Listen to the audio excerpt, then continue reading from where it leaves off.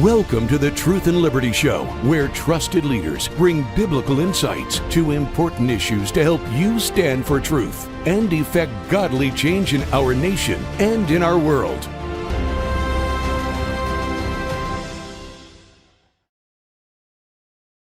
Hello, everybody, and welcome to the Truth and Liberty Show. I'm Richard Harris, your host. So glad that you could be joining us today here on the Truth and Liberty set at Andrew Womack Ministries. I'm really excited about today's program. My guest today is going to be my good friend Bill Federer, who's a great historian and just an incredible ally of this ministry, and I know you're going to enjoy our conversation. As we look at the news today, I have to say Donald Trump has opened a full frontal assault on the deep state, and it is a glorious thing to watch.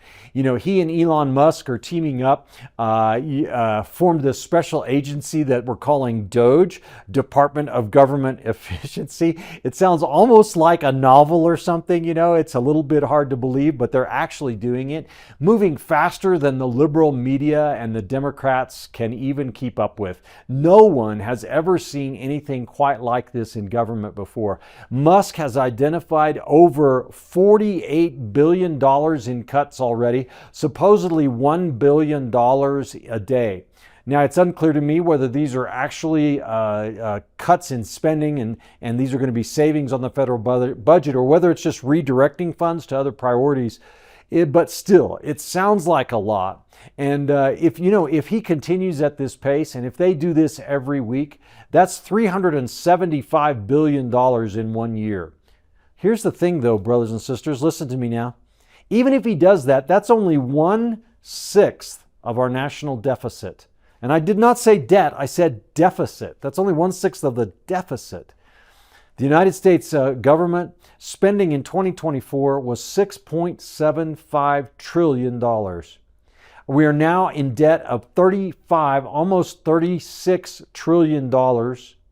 Our gross domestic product, just by comparison, that means the amount of wealth that is generated by our economy in a given year, in 2024 was $28.7 trillion. That means that as a nation, our national debt, and this doesn't count what you owe on your house and on your credit card and on your consumer loans. It doesn't count what all the businesses in this country owe in debt. Just the national government. Just the national government owes $36 trillion. The deficit last year was $1.86 trillion. That means our government, our national government, spent $1.86 trillion, not billion, trillion, not even 180 billion, $1.86 trillion more than it took in. The growth of our national debt we must get this under control. The debt has to be slower than the growth of revenue, or eventually the nation will become bankrupt. Now, so much of our national spending, guys, listen, so much of it is budgetary-wise considered to be untouchable. It's called discretionary and non-discretionary. The vast majority of our federal budget is non-discretionary, meaning Congress cannot restrict it unless it were to change some fundamental laws, which right now, politically speaking, they're unwilling to do so. And what I'm talking about is Social Security and Medicare and Medicaid. But Social Security and Medicare, these are the two biggies, and a few other what we call entitlement programs. These account for about 60% of our national budget, our spending of our national government. And so that's the non-discretionary part. Well, what's left? Well, you have defense spending, which is only about 20 to 24% of our national spending. And then you have a host of other government programs. I believe that Donald Trump's strategy to combat this issue consists of three things. Number one, he wants to grow the economy, which will in turn increase tax revenue. Number two, he wants to increase revenue into our national government through what he's calling, he wants to form a new agency called the External Revenue Service. We have the Internal Revenue Service, which taxes Americans, But he wants to fund the External Revenue Service through tariffs and equalizing the trade balance between the United States and virtually every other nation in the world. The United States basically pays more in tariffs and in fees to all other countries than they pay to us. And it's been this way for a long time, and he wants to equalize that. He wants to cut wasteful and abusive government spending as well. And so through those three things, I think going to be his strategy. Here's the dangerous part, is he wants to cut taxes. So decrease to the tax burden on Americans at a time when our deficit is 1.86 trillion and our debt is $36 trillion. This is an incredible thing if we're able to pull this off. But he wants to cut taxes that will stimulate the economy, enable Americans to spend more, to invest more, and to build more businesses so that the economy as a whole grows, producing a net gain in tax revenue in the long term. Now, here's the thing though, the economic reasons are just one of the reasons. The economics is just one reason to destroy the deep state. The deep state needs to be destroyed for multiple other reasons than just economics. The first and foremost reason is that the deep state is a tool, a massive, powerful tool of left-wing ideology and indoctrination and propaganda that does not benefit the United States of America or our citizens, and that actually is causing great harm to our national fabric, to our culture, and to the culture of nations all over the world, because leftism kills. Wokeism is a deadly disease. The second reason why we need to destroy the deep state is because of corruption. It is thoroughly corrupt. We've seen this in the headlines recently, as we've seen how this agency called USAID, that stands for Aid to Developing Countries is what it is, or International Aid for International Development. And our government is actually taking billions of those dollars and paying liberal left-wing organizations that end up paying left-wing politicians in Congress and doing other things to advance leftist politics in America and get their people elected. How is it possible that someone who is paid a salary in Congress of $179,000 a year, I think it is for a U.S. congressman, in the course of 10, 15, 20 years in Congress, amasses a personal wealth of $20 and $30 and $40 million? I promise you, it's not just speaking fees. Okay, there is massive corruption in our federal government, and if we can destroy the deep state, we'll make great strides in undoing a lot of that corruption. The third reason is that we see the deep state has politicized, some people say weaponized, but it's the same concept, our law enforcement at a federal level. This corruption has remember, wokeism is based. It's based on the fundamental belief that there is no God, or if there is a God, it doesn't matter because he's one of our own making.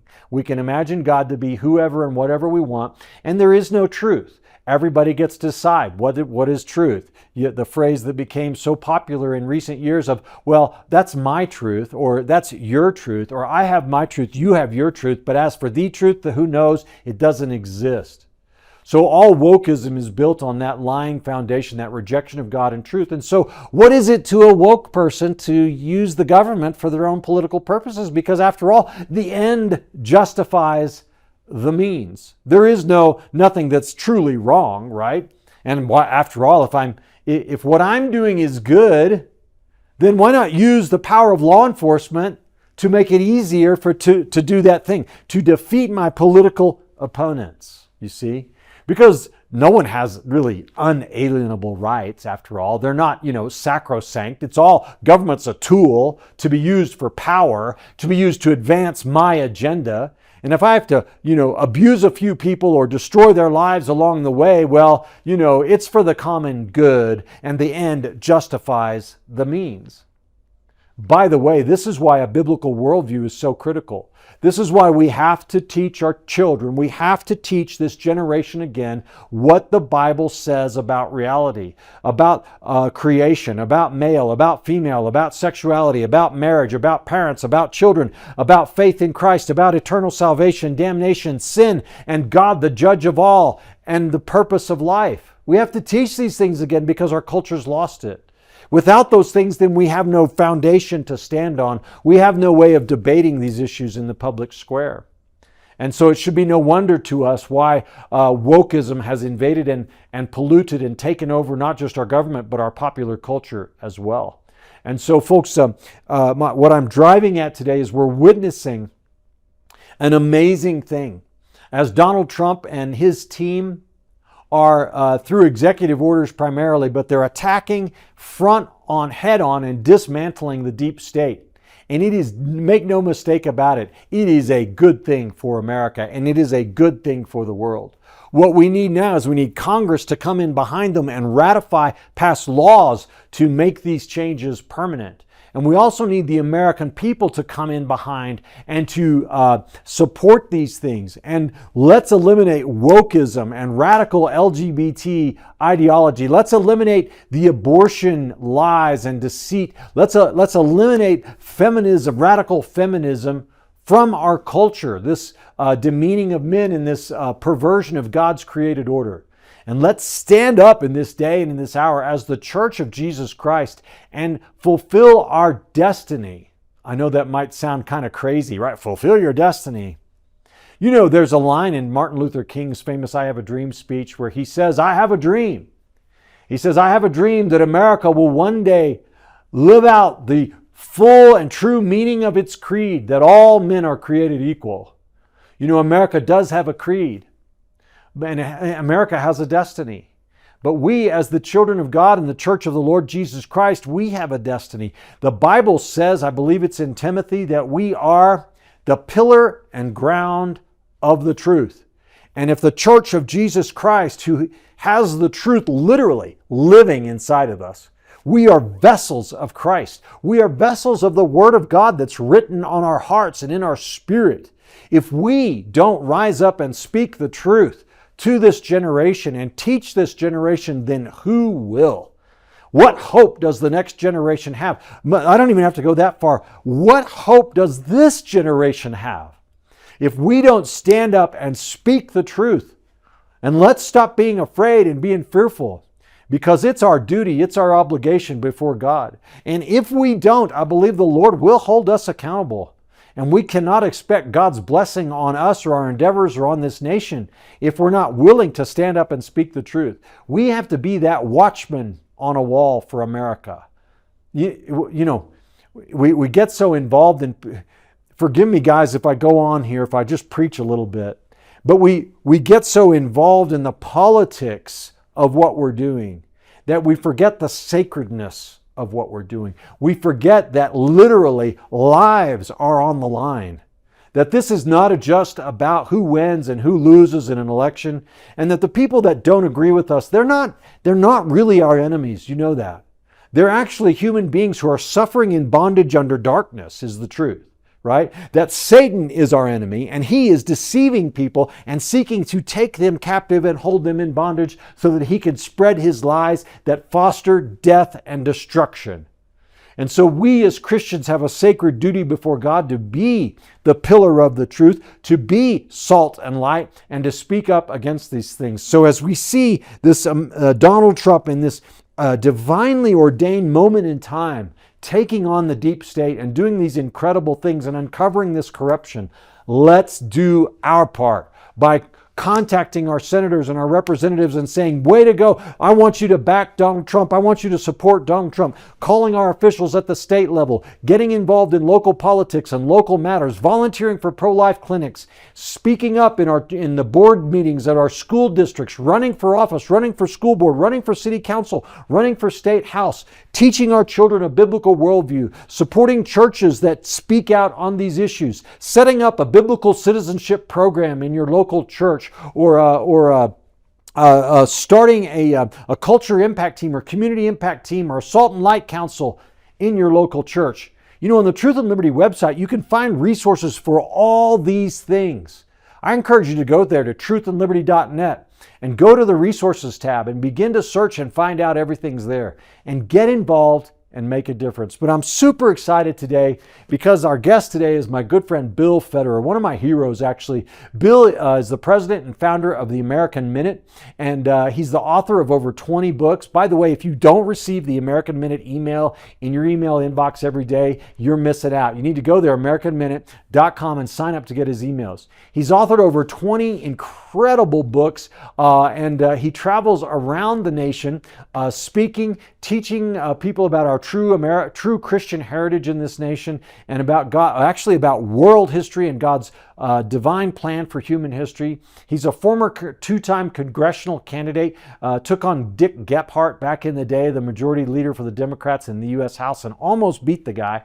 Bill is just a great individual. I'm super excited to have him on the show today. Before I let you go and go to the break though, wanted to mention to you that we have a new free gift for you. It's called A Message to Teenagers. This is a booklet by Andrew Womack. It's called A Message to Teenagers from an Old Man. And the old man is Andrew Womack. And Andrew provides in this little easy to read 40-page booklet, practical advice for teenagers as they're considering the big questions of life, like God's place in your relationships, the dangers of experimentation, the deception of rebellion, and the foolishness of sexual promiscuity and perversion. So if you're a teenager today, why don't you go to our website at truthandlibertygtn.com and pick this up. Or if you're a parent or a grandparent or an aunt or an uncle and you want your young relative to have this booklet, you can go there too. Again, that is truthandlibertygtn.com. All right, guys, don't go away. We're going to be back in about 90 seconds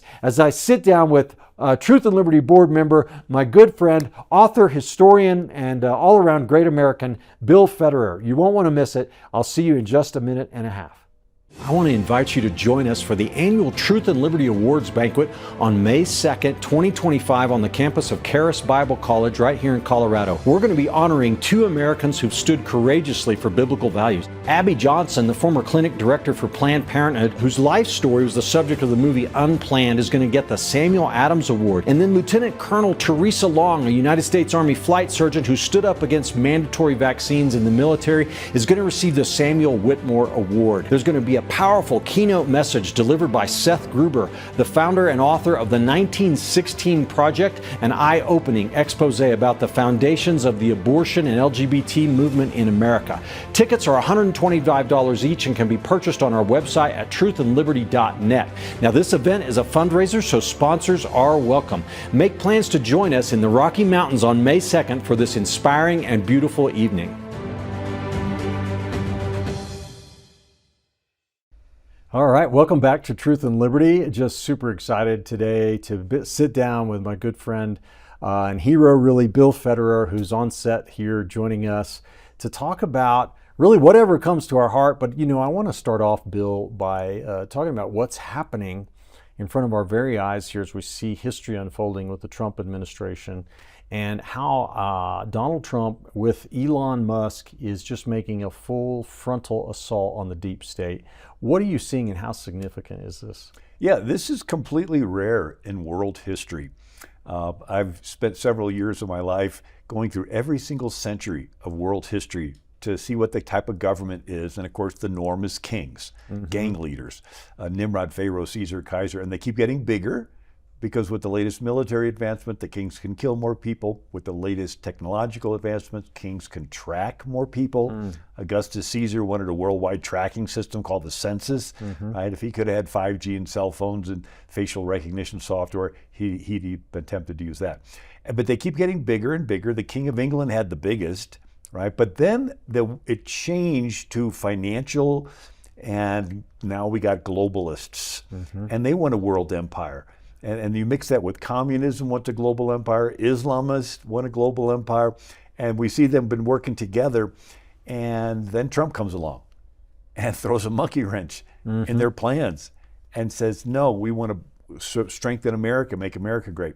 You know, I've said things that you've heard me say before, but for the sake of the listeners, Nimrod built the Tower of Babel just down the mountain from Ararat, where Noah's Ark landed. And most anthropologists say that civilization began in the Mesopotamian Valley. Yeah. And Nimrod wanted to control it.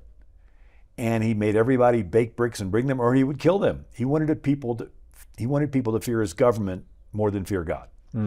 And since the population of the world is centered there and he wanted to control it, in a sense, he was the first globalist. He was the first one that wanted a one world government with him at the top, fearing his government more than fearing God. God comes down and confuses the languages, and the people scatter into language groups that turn into nations. So nations were God's invention to postpone a one world government. Right? But every generation you have a king that wants to conquer other nations, and if left unchecked, they'd have been happy to conquer them all. But it's rare, extremely rare, to have somebody say, no, we want to dismantle this effort. We want to strengthen the nation of America, and everybody should want to strengthen their own nations, right? Let's preserve this separation of power versus a globalist power, and Trump is their nightmare, and I think God is giving us a chance. Yeah, and I think it is a chance, and if we go back to business as usual and say Trump has this.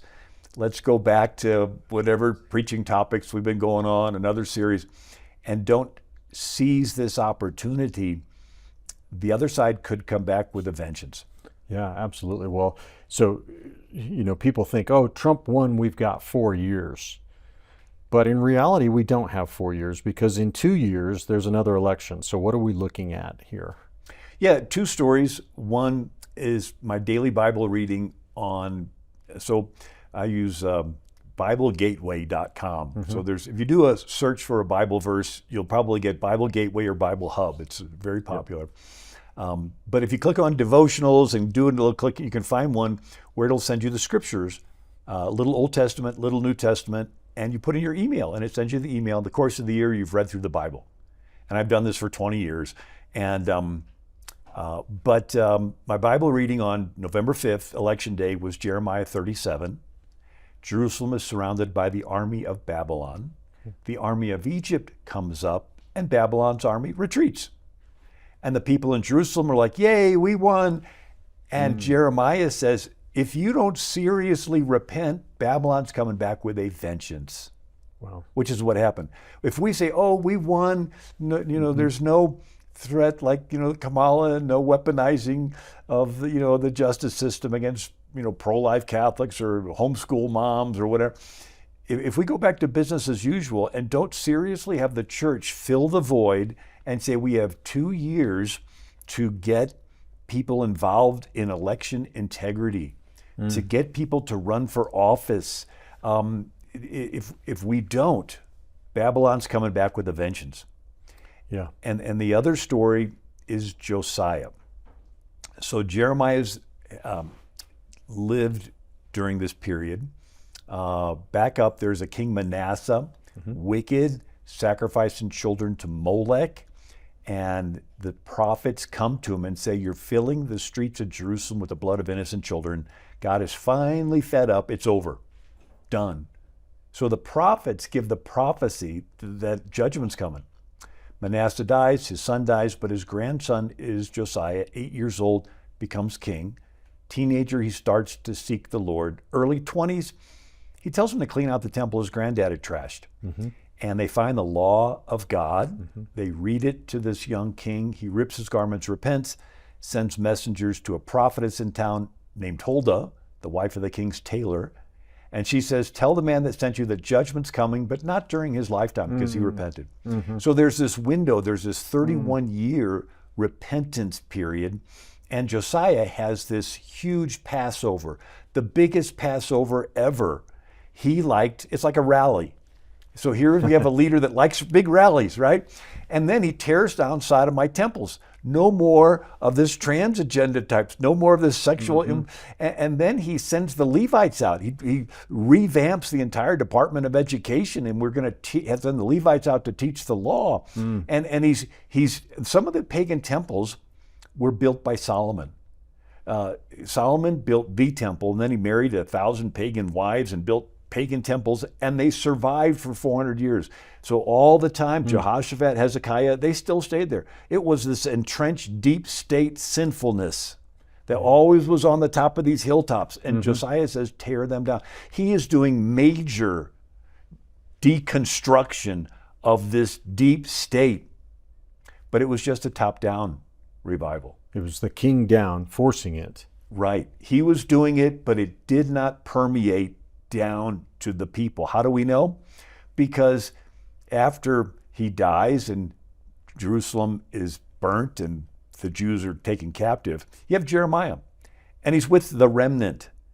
And the remnant are still worshiping the Queen of Heaven and these pagan gods, and the women are knitting their little things for these idols, and he's telling them off, and they say, well, we're not doing this without our husbands knowing, and the husbands say, yeah, when we were worshiping the Queen of Heaven and all these pagans gods, that everything was fine. It's when we stopped, and Jeremiah says, no, God was being patient with you while you were worshiping that, and he finally got fed up. But here, the common people had still not repented. Yeah. They're still doing so it shows that Jeremiah's dismantling of the deep state was a top-down. The rabbis did not do their work on the ground. In a war, you have the air war where you're dropping bombs from airplanes, but then you have the ground war. Yeah. And you have to have the soldiers go in and occupy the land. Trump's doing the air war. But if we don't have churches going in and occupying the land, a ground game saying, okay, we need to get people involved in school board races. Right. And not sit back. We need to start planning now, because Planned Parenthood is beginning to focus on running people for school boards. Absolutely. And then we need to focus on election integrity. It's easy to pray when things are going bad. It takes an effort to pray when things are fine. So we have to put in the effort to pray. All liberty is individual. All repentance is individual. It's not somebody out there repenting. It's me repenting, returning to your first love, getting back to your prayer life, and then asking the Lord what we need to do. But we need to seize the moment and get involved right now. Yeah. Well, you mentioned that we only really have 2 years, right? So because in 2 years there'll be congressional elections, a third of the Senate and all of the House of Representatives will be up for election. And what's going to happen if liberals take control of the House of Representatives? Yeah, the clock is ticking. If they can steal a couple seats. Now, what do I mean steal? I spoke in California at a Calvary Chapel of the Harbor. The pastor, Joe Pettick, a tremendous church, and 2 congresspeople, a congresswoman, congressman, were attending the church, right? And they both lost this last election. And when you get into the details of it, these were 5 congressional districts that Trump won overwhelmingly. All the other Republicans won, right? But why would you have congressmen lose? So on election day, they were winning, the polling was coming in, the results, they're winning, and all of a sudden there's bomb threats.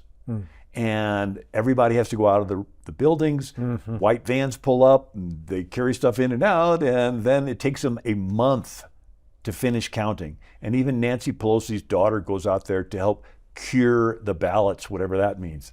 Yeah. And sure enough, the Democrats squeak out victories, and the people on the ground are convinced that these races were stolen. And if they can steal just a handful more in the midterm in 2 years, they can get a majority in Congress. They can have Hakeem Jeffries be the speaker, and we're talking impeachment trials of Trump starting all over again. Trump would be the only president impeached 3 times, or 4. So we're just a couple flipped congressional seats away from impeachment hearings. And so rather than say, oh, everything's fine, we're putting in great people, it's all victory. No, this is the vulnerable time. This is the time that if we sit back, after World War II, we said, oh, everything's fine. Well, no, it wasn't.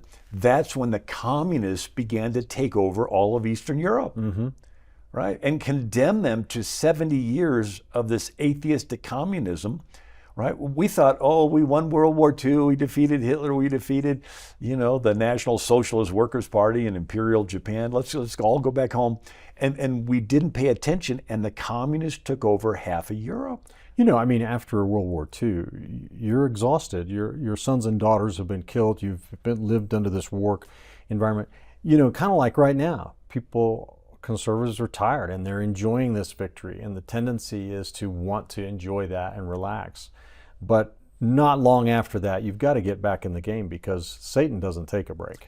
Yeah, and you know, you and I are both friends with Rick Green Yep. and biblical citizenship. And I think every church needs to invite Rick Green and biblical citizens to come in and do their 8-week course. And all the pastor has to do is pick somebody in the church that he trusts, Yep. put him in touch with the Patriot Academy. They come in, they teach these classes, they're educating the church members, their knowledge level of the history of our country and the Constitution rises. Yeah. And the next thought is the people begin to think, oh, gee, we've gotten away from where our founders right. intended. What do we do?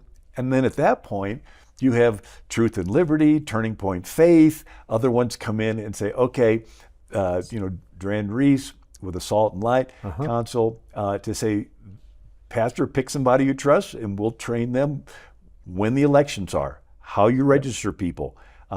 And all the pastor has to do is announcement time, say Vacation Bible School, we got a seniors meeting, and oh yeah, community involvement team, see the table in the lobby. Yeah. If they just have, and we've talked about this, you've heard me speak 100 times, but if we lay aside, for those that are hesitant about getting involved in politics, what about the children? Right? There are still states where they're teaching an immoral sexual agenda. Yeah. And yet Jesus said, in the beginning, God made a male and female. And Jesus said, if you allow one of these little ones that believes in me to stumble, it's better that a millstone be put around your neck and thrown in the depths of the sea. So if we forget all the races, just think about school board races. Yeah. That's a first step. And once the church can say, okay, we are known as a church that cares about children. A generation ago, we had bus programs. And the attitude was that the church knows Jesus loves all the kids in the neighborhood, not just the ones that attend. I spoke in Michigan, and the couple that hosted me, the wife got saved at 8 years old. The Baptist went through the neighborhood, knocked on the door, family who didn't go to church, and they said, can we pick up your daughter with our bus on Sunday for Sunday school? And they said, sure. So she came, she heard the gospel, and she got saved. Yeah. Here she is in her 50s, and she still remembers that moment of being 8 years old. Right. And so if we can care about these kids with bus programs, shouldn't we care about what they're being taught in the local schools? Yeah. Yeah. 100%.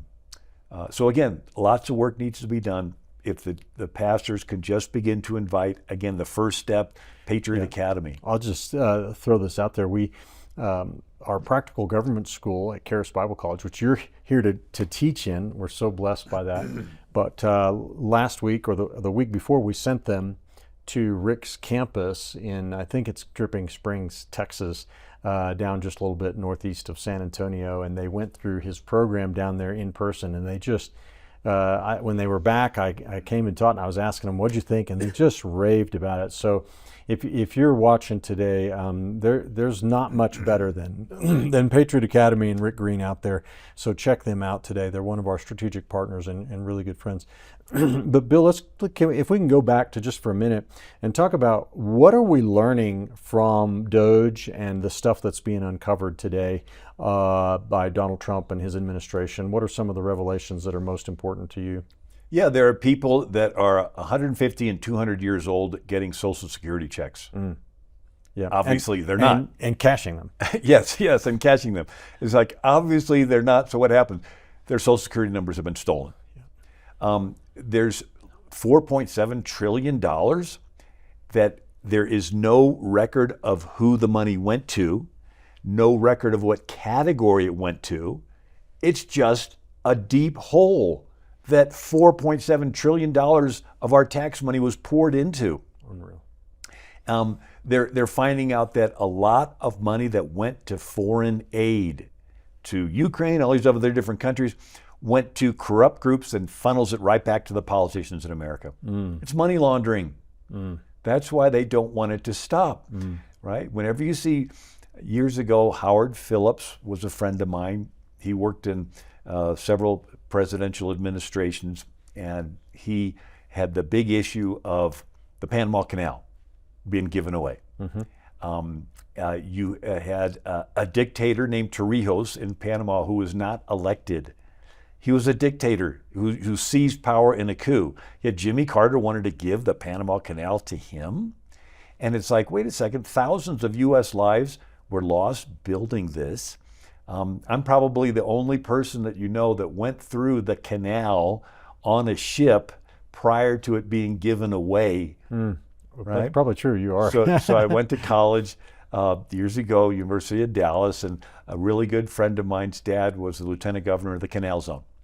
And so around 1978, I went down there in the summer for several weeks, and we toured the whole thing. We went to the Gatun Lake, because you have 3 locks going up to this lake, and then you go across, and there's 3 locks that go down the other side.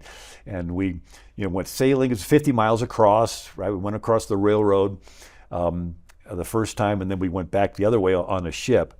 Mark Twain said that legend is that every railroad tie is on top of a dead body of a worker. That's how many people died building that railroad and then the canal. And but anyway, Howard Phillips was saying that we didn't just give away the Canal Zone. After we gave it away, we subsidized it with millions of dollars, but the money never went to Panama. It went to a bank that had loaned money to Panama. And so the money went from the U.S. government to the New York bank. It didn't even go there. And it was just a way to make money. And so now we're finding out that Ukraine, poorest country in Europe, when Hillary Clinton was Secretary of State, Ukraine was the #1 country giving money to the Clinton Foundation. The #1 country giving money to the Clinton Foundation is Ukraine. It's the poorest country. Where are they getting the money? It's being funneled. Remember Biden said on C-SPAN that I told him, unless you get rid of that prosecutor going after my son, I'm going to hold back billions of dollars of U.S. aid. Right? But we find out that this aid is not being accounted for. Right. At least $2 billion of it, Zelensky gave to BlackRock for management. This is U.S. taxpayer money going to Ukraine, going to BlackRock, which is a globalist institution. And so we're seeing that there's no accounting. There's one article I read where Zelensky even acknowledged that he didn't know where all the money went.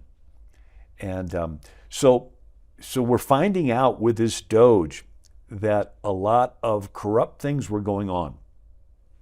I mean, here you have our government funding Planned Parenthood. Why are they getting taxpayer money to kill babies? We're finding out that we've been funding ISIS, Taliban, Al-Qaeda. One report was that wherever these terrorist groups have a son who kills himself in jihad, killing innocent people, that the U.S. government pays the family. Wow. Like $40 million a week would fly into this country and give away this money to these families of suicide bombers. It makes you it makes you mad. It makes you also wonder, how did it get to this level and not be disclosed? How did it get to this point and we're just now finding out about it? I mean, the amount of money, the amount of projects, the total corruption in it all. How did we get here, Bill? Yeah, well, you go back to William McKinley, dollar diplomacy, where we would, instead of using an army to conquer a country, we would begin to say, we'll do business with you if you do what we want. But then you got Kennedy and his soft diplomacy, where he started USAID with an executive order, and he started the Peace Corps. And it was like, okay, we'll go over and we'll be friendly and we'll, then you get liberals into office and they're like, hey, we're giving away money. We're going to give away U.S. money to countries so they can spread abortion. We're going to give away money so they can spread the trans agenda and LGBTQ agenda. And the people in America are like still thinking that our foreign policy is World War II, standing up for freedom, when taxpayer money is being funneled to promote all these anti-Christian things in countries around the world. $50 million for condoms in Palestine, Gaza. I mean, teaching Sesame Street in Iraq. I mean, all this crazy stuff. Totally crazy. That if there's a transparency that the American public, and then even overthrowing countries. Now we're finding out that it's rent a riot. That our government was paying groups in other countries that are globalist leaning to do riots to overthrow their leaders.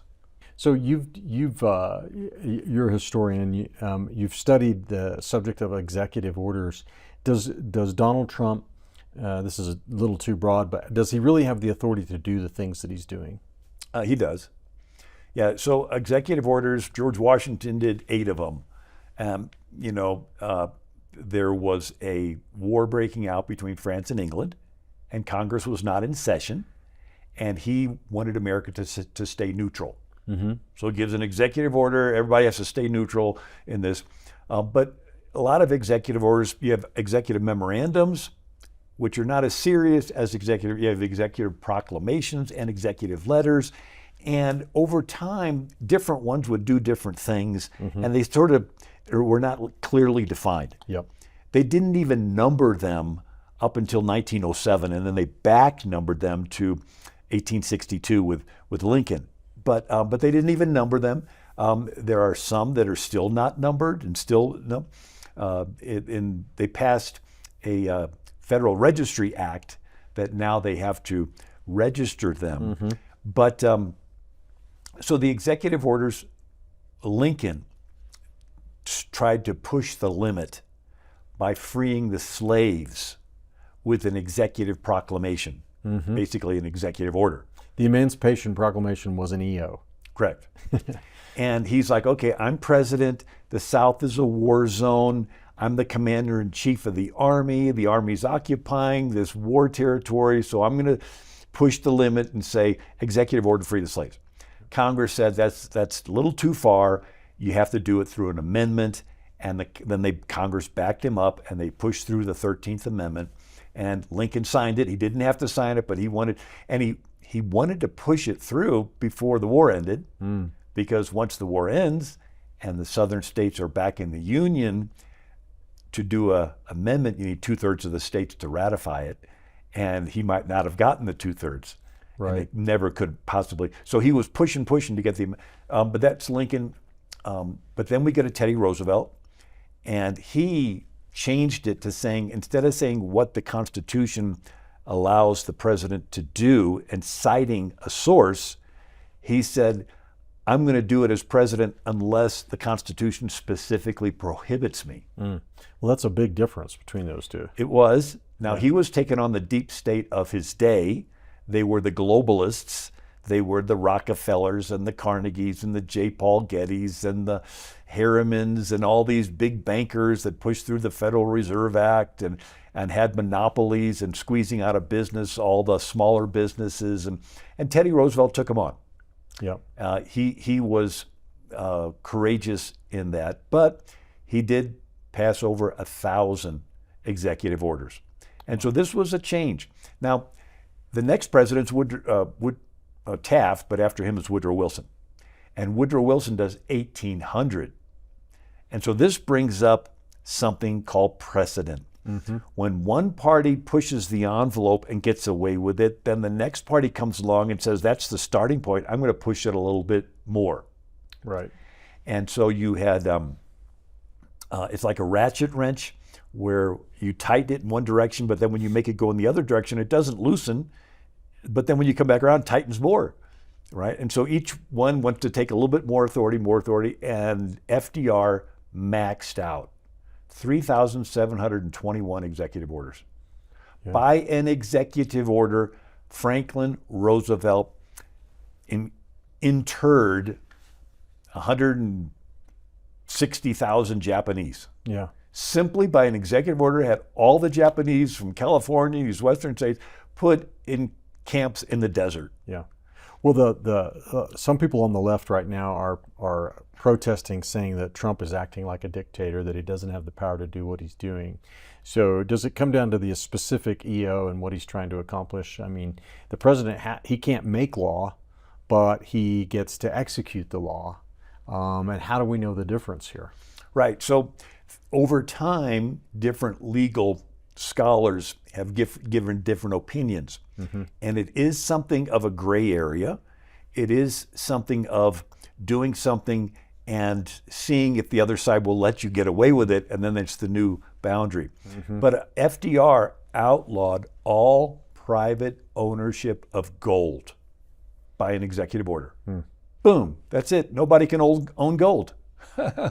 It's a crime, right? Because he wanted to take it all and put it in the fort. And people were hiding their gold coins in coffee cans in their backyard, burying it. I mean, so you look at, and FDR started entire agencies with an executive order. The WPA, the work, program, the NRA, not the National Rifle Association, but different other ones, but they use the same letters. But he created organizations. Now, then you have Truman and the Korean War, and he tries to do what FDR does, but this time Congress pushes back, and they limit him somewhat. But he did use executive orders. You look at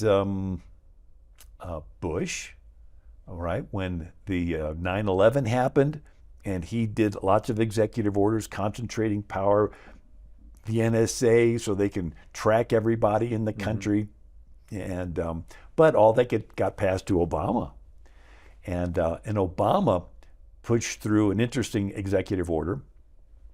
It was using behavioral sciences for the benefit of the American public.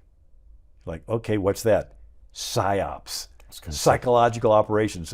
It's Operation Mockingbird. What's Operation Mockingbird? During the Cold War, after World War II, America was not taking the Soviet threat seriously. And so the CIA, Secretary of State's John Foster Dulles, the airport's named after him, his brother's Alan Dulles, he's the head of the CIA, and so he has Operation Mockingbird, where the government is paying people in the media to put forth talking points to help awaken the country to the threat of the Soviets. Is that a little bit like USAID sending money to Politico and to the Washington Post and to Christianity Today? Exactly. Yeah. And well, it became public by the liberals, and and so they forced it to stop, if you can believe that they stopped it. But then you have Obama bringing it back. And he did the Countering Foreign Propaganda and Disinformation Act. But again, this gives him the ability to tell the media and pay the media to push the narrative that he wants. It's up to him to decide what viewpoints are not going to be allowed and what viewpoints are allowed, and to weaponize the government to pay off all the social media companies and to bully these social media companies to censor what they're trying to do right now in Germany and in Europe, right? They're trying to get rid of free speech so that those that are in power can stay in power. Well, Vice President Vance addressed UN security gathering in Munich and basically dressed the entire room down for their failure to protect civil liberties in Europe. And it was quite a speech. Did you happen to see that? Parts of it, yeah. Yeah.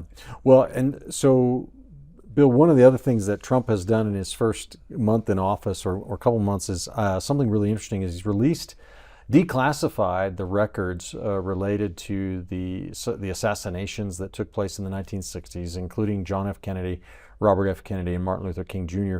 Have there been any revelations that have come to light about the JFK assassination, for example? Yeah, there's one. It's an audio of somebody, Carter, and they're talking about Lyndon Johnson hiring a hitman named Mac Wallace to assassinate President Kennedy. You can Google Mac Wallace and see LBJ reportedly used him for at least a half a dozen assassinations of political opponents. And Mac Wallace was a CIA assassin in Europe. So we have World War II ends. You have countries in Europe wanting to have republics, and then you have the KGB coming in wanting to overthrow the countries and put in Soviet leaders, and the assassin would kill the pro-Soviet leaders, and it was all done under the table, and LBJ brings him back and has him assassinate his political opponents, and this audio says that he hired him to kill Kennedy. Well, and one of the things from the Magruder film that everyone's always questioned is how Kennedy's initial reaction was his head went backwards first, not forwards. And if he was shot from behind, you would expect the force of the bullet to push him forward. But the opposite is what happened. Yeah, and so you had Kennedy was assassinated, and what you find is that LBJ, 2 weeks before the assassination, Life magazine had a front page article, Bobby Baker's bombshell. You can Google and see the Life magazine cover. Who was Bobby Baker? He was LBJ's chief of staff when LBJ was Senate Majority Leader. Okay. And he ran the Quorum Club in the Carroll Arms Hotel, which was the Jeffrey Epstein Island of the day. Oh. The Quorum Club was where senators met call girls. And Bobby Baker ran it, and he knew which senator was fooling around with which girl, and he had all this dirt that he would give to LBJ, the Senate Majority Leader, and LBJ would say, "You're going to vote the way I want you to vote because I have this dirt on you." Mm-hmm. And so this was front page Life magazine, November 1963, first week of November. 2 weeks later, they were going to run a front page article linking LBJ to Bobby Baker, and it would have destroyed Lyndon Johnson's career and probably put him under investigation, and he probably would have been in jail for corruption, and it would have given Kennedy the opportunity to drop LBJ from his reelection ticket, being his vice president again. And so LBJ is now faced with, my career's going to end, or I'm going to get rid of Kennedy. Wow. And there's a lot there. There's Kennedy, LBJ's mistress that... You would go ahead. Well, how much of this is in the newly released records, and how much of it has been known for a long time? Obviously, the Time magazine, or was it Life magazine? Life. Largest magazine circulation in the country at the time. Yeah. It's confirming what a lot of people thought. Dick Morris did an excellent book on the Kennedy assassinations. You know, even what of the one movie producer did a movie, but it brings up lots of questions of things being hid. Yeah. And it turns out that the Warren Commission that Lyndon Johnson put in place to investigate was simply a way to cover up Lyndon Johnson's involvement. It's sort of like the Mueller investigation of Trump had one purpose: destroy the evidence of Hillary's being involved. So the Mueller investigation would find evidence of Hillary being involved in Russia collusion and would subpoena her hard drives and destroy them, and subpoena her emails and delete them, and subpoena all the cell phones and delete all the text messages and smash the phone. The Mueller investigation was simply to destroy the evidence of Hillary Clinton being involved in Russia collusion and coming up with her narrative of paying for the Steele dossier to accuse Trump of being guilty, which he's guilty of. And so that's what the Warren Commission was to do, was to destroy the evidence of Lyndon Johnson being involved in the Kennedy assassination. Well, something else that I wanted to talk about, we've just got 3 minutes left, but is where are we economically as a nation right now? Elon Musk is saying, oh, I've found, billions of dollars. We've already saved 48 billion. Now we're talking about $1 trillion or more, 4 trillion in payouts that are unaccounted for. How much of that stuff is actually going to result in diminished spending by the United States government? Yeah, supposedly we're 27 plus million in debt. And the largest item on our budget is paying the interest on the debt. Yes. No nation in history has been in as much debt as the U.S. is. Yeah. When you look at civilizations, every major global civilization, debt is the precursor to their collapse. Mm. The Roman Empire was expanding, and living off of the wealth of people they conquered. But Hadrian built the wall, said we're going to live within our means, and they kept spending, and the Roman Empire collapsed from the inside. The Spanish Empire, they had the gold from the New World, but they were spending it as fast as they got it. When there was no more gold, they kept spending. The Spanish Empire collapsed after the Spanish Armada. The Ottoman Empire kept growing and growing till it collapsed. The British Empire, and even Russia, Reagan defeated him in the Cold War because he forced them to spend and go in debt to keep up with us militarily. We're doing to ourselves what we did to destroy the Soviet Union, getting in debt. We're like a patient on the emergency room table. Debt is fat to the body politic, all right? Yes. It's not brain tissue, not muscle tissue. It's fat. You just got to carry on, pay interest. We're a 400-pound patient on the emergency room table. The Democrats' attitude was, you can have another 100 pounds of debt.